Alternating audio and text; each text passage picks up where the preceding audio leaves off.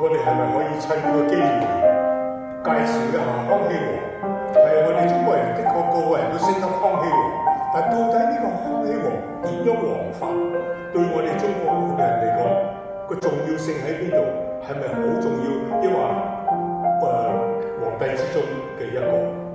康熙王在位61年，係中國皇帝之中歷代之中最長嘅在朝嘅皇帝。而佢嘅心念嘅嘢，唔係淨係佢認識耶穌、信耶穌咁簡單。佢根本上喺我哋嘅科學上，我哋甚至醫學嘅解剖學上，喺文學上、天文學上、物理學上、數學，全部佢都精通嘅，樣樣都研究嘅。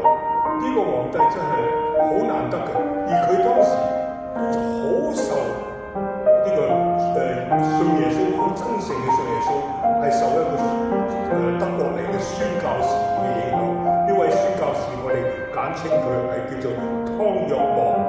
其實佢嗰個德國名好長嘅，Johann Adam Charles von Bell。哇！我都要成粒一輪先噏得到。你睇佢寫呢首詩，佢係真係好熟悉聖經先寫得出嘅。佢一講，佢話生裂4牙，耶穌真係去4次去衙門啦，真係㗎。第一喺馬太福音記錄，俾佢帶去大祭司度啊嘛，去審佢啊嘛，夜媽媽啊嘛，唔審得啊嘛。第二次跟住巡撫比拉多知道，哇佢係嗰度人啊，有希律王啊，希律王喺度，佢又派咗送咗去希律王度。希律王佢話我冇查唔到佢罪，又送翻去比拉多，咁咪1、2、3、4人4下，兩次喺馬太福音記錄，兩次喺路加福音記錄，佢行為正統，佢知道佢冇花冇假啦。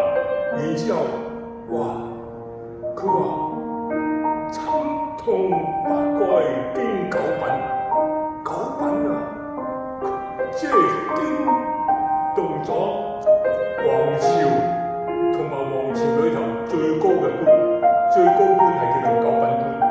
皇帝本身係叫做9五之尊，因為喺我哋西人就叫odd number even number， 中國人係陽數同陰數，13579係陽數，24680呢個係陰數。陽數裏頭最高嘅係咩？9。一開始最低咪9最高，所以經9品，哇！全部皇朝裏頭最巴閉、最有地位嘅，包括皇帝本身，都俾呢件事，基督死呢件事感動咗、震撼咗。所以我喺呢度好簡單嘅介紹一下康熙王，佢其實要詳細講2個鐘頭，我亦都冇呢個才華，要 dig into 好多 research 先可以揾得到，先至可以講得出。呢個係奇妙嘅，佢結束嗰句7言一筆，10加7言，7言一筆萬靈題，萬靈就好多人，所有人，全地嘅人。